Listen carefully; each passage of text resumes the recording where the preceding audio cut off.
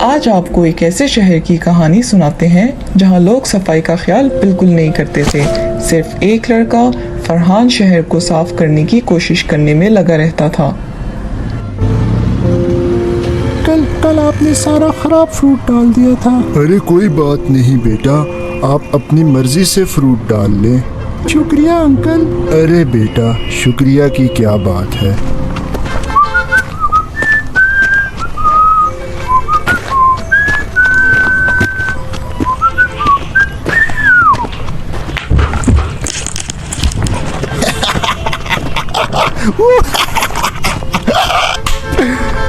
مزہ آ گیا۔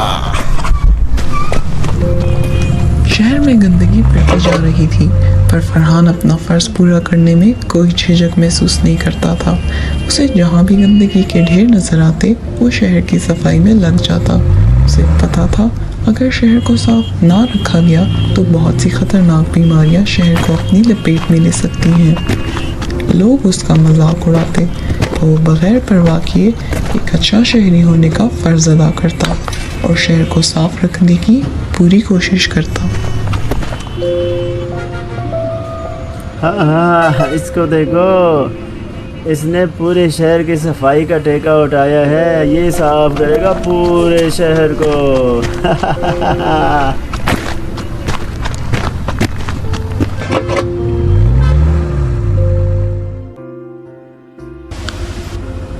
فرحان ایک بہت اچھا اور ذمہ دار شہری تھا۔ اس کی دانائی اور سوچ سے جلنے والے کچھ لوگ فرحان کو تنگ کرنے کی غرض سے اس کے گھر کے آگے کوڑا پھینک کے بھاگ جاتے۔ فرحان کو تنگ کرنے کا یہ روز کا معمول تھا۔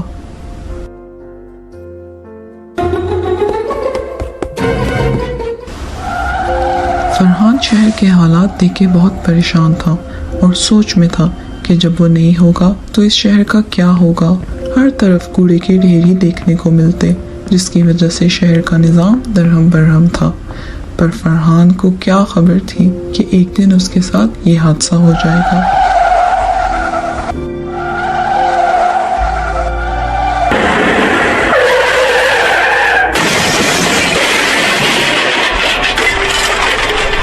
یار اس کو دیکھو، اس سے کیا ہو گیا؟ یہ اس سے تو بہت لگ گئی ہے۔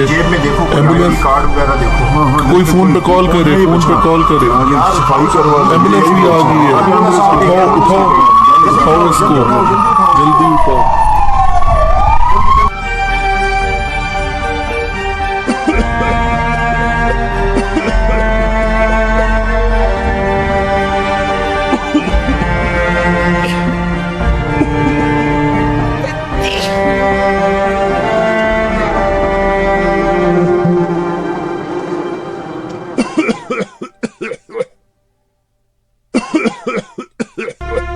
صفائی نہ ہونے کی وجہ سے شہر میں بیماریاں پھیل چکی تھیں اور بیمار شہری علاج کے لیے ہسپتال کا رخ کر رہے تھے۔ شہر کی صفائی نہ کرنا اتنا بڑا مسئلہ بن جائے گا شاید کسی نے نہ سوچا تھا۔ یہ پورے شہر کی کیا حالت بن چکی ہے۔ جہاں دیکھو کچرے کے ڈھیر لگے ہوئے ہیں، بچے بوڑھے سب بیمار پڑے ہیں۔ تو ہمیں کیا کرنا چاہیے؟ ہم سب کو مل کر صفائی کرنی چاہیے۔ تو چلو صفائی مہم کا آغاز کرتے ہیں۔ تو سب اپنے گھروں سے صفائی کا سامان لے آئیں تاکہ ہم ابھی سے صفائی مہم کا آغاز شروع کریں۔ چلو ہاں چلو چلتے شروع کریں۔ فرحان زخمی حالت میں بھی شہر کی صفائی کو لے کے فکر مند تھا، کیونکہ اس سے معلوم تھا کہ صفائی نہ ہونے کی وجہ سے بہت سے جراثیم شہر میں بیماریاں پھیلا چکے ہوں گے۔ ارے جب سے وہ بچہ بیمار ہوا ہے پورے شہر میں گندگی پھیلی ہوئی ہے۔ ہمیں چلنا چاہیے، کچھ کرنا چاہیے۔ پہلے ہم سب اس پر ہنس رہے تھے، مگر اب دیکھو شہر کی کیا حالات ہے۔ تم بھی ہنس رہے تھے، سب ہنس رہے تھے۔ تو بھائیو چلو، وقت ضائع کرنے سے بہتر ہے کہ ابھی سے ہم صفائی کا آغاز کریں۔ اور ہاں، صفائی کرنے کے بعد اس بچے کی عیادت کے لیے بھی جائیں گے۔ چلو۔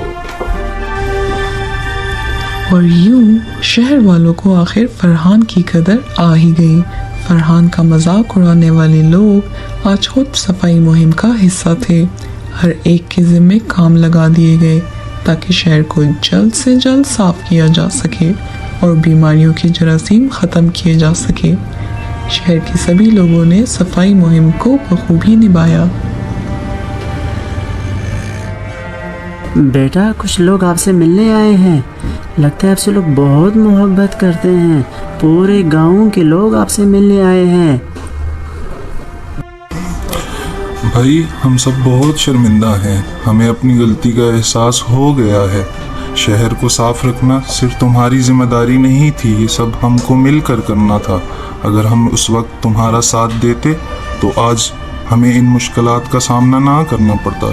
चलो अब जल्दी से ठीक हो जाओ भाई, क्योंकि इस शहर को तुम जैसे भाइयों की बहुत ज़रूरत है। सबको एहसास हो गया है, मेरे लिए यही काफ़ी है। अब हमारा शहर कभी गंदा नहीं होगा।